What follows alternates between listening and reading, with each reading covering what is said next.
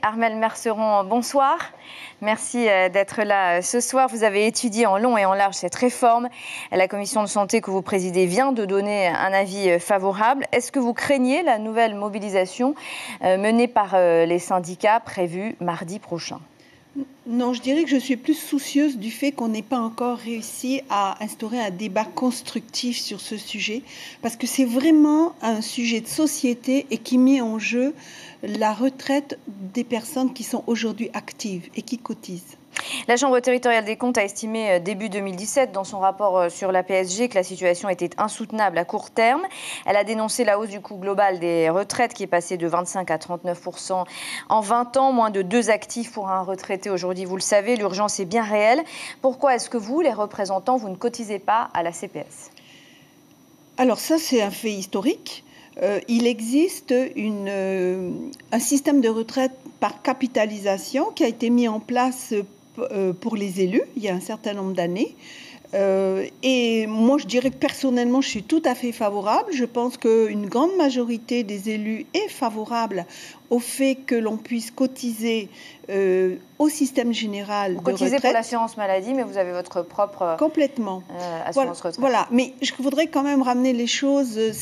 C'est un aspect symbolique, mais c'est pas ça qui va résoudre la problématique des 3 milliards de déficit annuel sur lesquels on est, alors que les cotisations actuelles des élus représentent un peu plus de 60 millions. La question est souvent revenue pendant la manifestation. C'est important. L'opposition estime que la réforme n'est pas assez globale, ça c'est pour le Tarouéla, et qu'elle ne s'intéresse qu'aux retraites sans tenir compte de la branche maladie, et qu'il faut craindre des départs à la retraite massifs, ça c'est pour l'UPLD, avant l'application donc des mesures de la réforme. Vous répondez quoi à cette opposition ? Alors je pense que on a déjà pris un certain nombre de mesures en matière de maladie.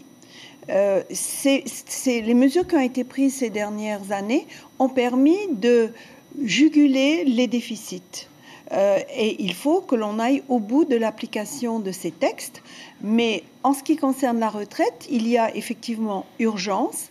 Et quant au fait qu'on puisse craindre 4000 départs à la retraite, le gouvernement nous a assuré que le chiffre était plutôt de l'ordre de 1000. Et je dirais qu'il y a une tendance générale pour les actifs à rester plus longtemps au travail, d'une part parce qu'on se sent encore jeune à 60 ans, 61 ans, souvent, et que d'autre part, les familles ont souvent à charge des enfants, peut-être des mots au toit, elles ont des emprunts et elles préfèrent souvent travailler plus longtemps. Et puis je dirais quand même qu'il y a un dispositif particulier pour la retraite pour travaux pénibles, que nous avons ramené à 55 ans. 55 ans au lieu de 57 ans. Donc là, vous avez écouté les patrons sur ce point-là ? Oui, parce qu'effectivement, il y a un certain nombre de salariés qui, au cours de leur vie active, ont eu des métiers difficiles, qui les ont cassés, si je puis dire. Et il est important que l'on maintienne ce dispositif qui existe déjà